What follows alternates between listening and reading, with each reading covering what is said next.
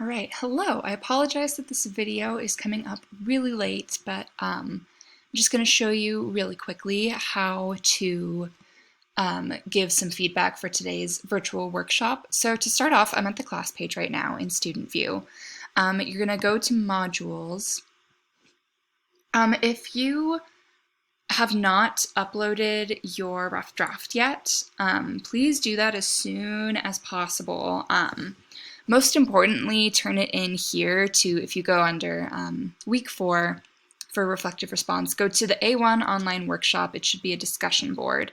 So click that, and you will be sorted into a random group. And what you're going to do is you're just going to click, I have instructions here on kind of what you need to know before you upload your rough draft. But yeah, really quick, just make sure you go to your assigned workshop group, you attach your file. Let's see, test draft, whoop. Oh my gosh. Okay, attach your file,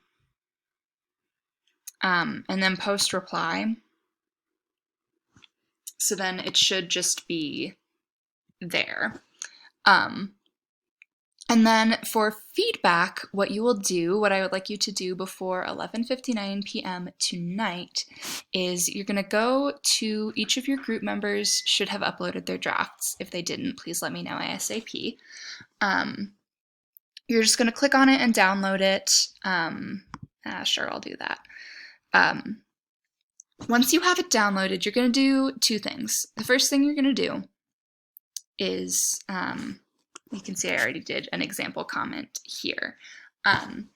You'll read through your group members' rough draft, and I want you to go through and make, I call them marginal comments. So they're comments that will show up here in the margins of the Word doc. So to make a marginal comment in Word, and all of these should be in Word, by the way, you'll highlight whatever phrase or sentence or section of the paper that you want to make a comment on. Then if you go up here to this top tab, click on Insert, and there should be a little button here that says Comment. So you're going to click Comment and then write whatever comment you have. So you're going to go through that, give marginal comments. When you're done, click Save, so that way it saves all of your comments. And you're going to go back to the Canvas page. You'll click Reply on your group member's post, and you're going to re-upload. It'll look like it's the same document, but this is the one that has your comments on it. So you'll re-upload your partner's draft, this time with your comments on it. You'll click Post Reply. And you're actually going to do another thing as well. So if we go back to Modules really quick,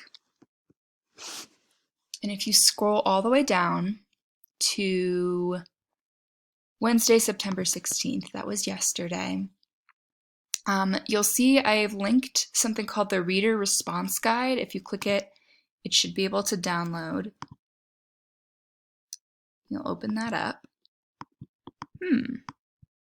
There we go. And this is just a sheet that you're going to fill out, and you can expand this. You'll fill this out for each of your group members' drafts. So you're going to want to make a copy of this and you're going to want 2 copies of the A1 Reader Response Guide because you're going to want to fill out one for each member in your group. This just has things that I kind of go over in the A1 assignment sheet in the rubric. So just make sure you not only do the marginal comments on your group members' drafts, but you also fill this out for each person as well. And then once you have that, you'll go back to your discussion page. You'll reply again. It's very annoying in discussions. You can't upload multiple documents in one reply. You have to do a separate reply for each new document that you upload. Let's see, meeting response guide, or it's reader response guide, I think maybe. We'll just pretend that one of these, let's say that that's your reader response guide that's filled out, right?